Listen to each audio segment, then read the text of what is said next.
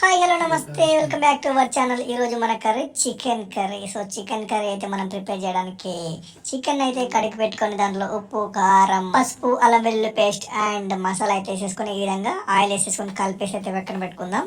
కలిపేటప్పుడు కూడా ప్రతి ముక్కకి మనం మసాలా అయితే అంటుకొని పోవాలి. అలాంటప్పుడే మన చికెన్ అనేది టేస్టీగా వస్తుంది. ఓకే, ఈ విధంగా అయితే కలిపేసి పెట్టుకోండి. నెక్స్ట్ ఇక స్టవ్ వెలిగించి స్టవ్ పైన గిన్నెని పెట్టుకొని గిన్నెలో ఆయిల్ అయితే వేసేసుకుందాం. ఆయిల్ వేసుకునే ముందైతే గిన్నె వేడెక్కి ఉండాలి అండ్ గిన్నెలో ఎలాంటి వాటర్ అనేది ఉండకూడదు. అలాంటప్పుడే ఆయిల్ వేసుకోవాలి, లేదంటే చిటపటలాడుతూ ఉంటుంది, అది సౌండ్ వస్తూ ఉంటుంది, డిస్టర్బెన్స్ అవుతుంది. సో ఆయిల్ వేడెక్కగానే దీంట్లో కొంచెం జీలకర్ర, కొంచెం ఆవాలు, లవంగాలు, యాలకులు అండ్ దాల్చిన చెక్క ఇలాంటివి అయితే వేసేసుకుందాం. అండ్ కొంచెం అల్లం కూడా నేను పెట్టాను, ఆ అల్లం ముక్కలు అయితే వేసుకుందాం. అండ్ వెల్లుల్లి కూడా వేసుకుందాం.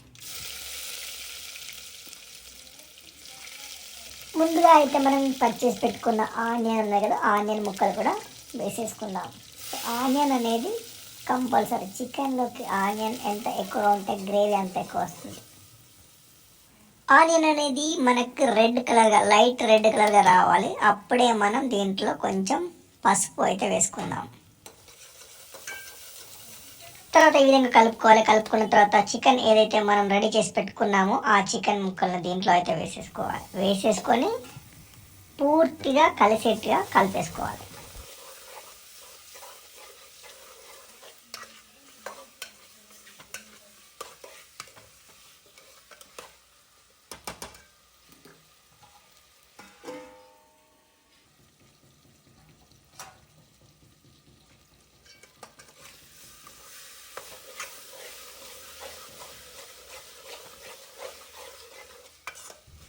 ఈ విధంగా అయితే పూర్తిగా కలిపిన తర్వాత దీనిపైన ప్లేట్ పెట్టేసుకొని ప్లేట్లో అయితే కొద్దిగా వాటర్ వేసుకోవాలి. ఎందుకంటే ఈ వాటర్ వేడెక్కిన తర్వాత మళ్ళీ మనం దీన్ని చికెన్లో వేసేసుకోవచ్చు కాబట్టి.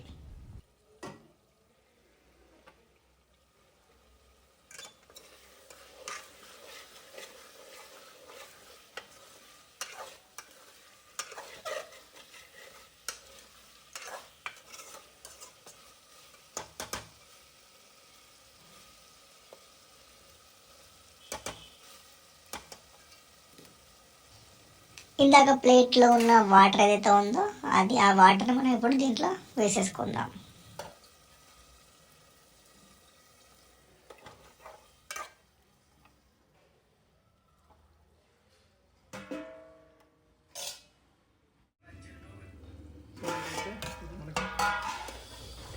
మనకి సూప్ ఎంత కావాలో అంతవరకు అయితే వాటర్ వేసుకుందాం. ఓకే,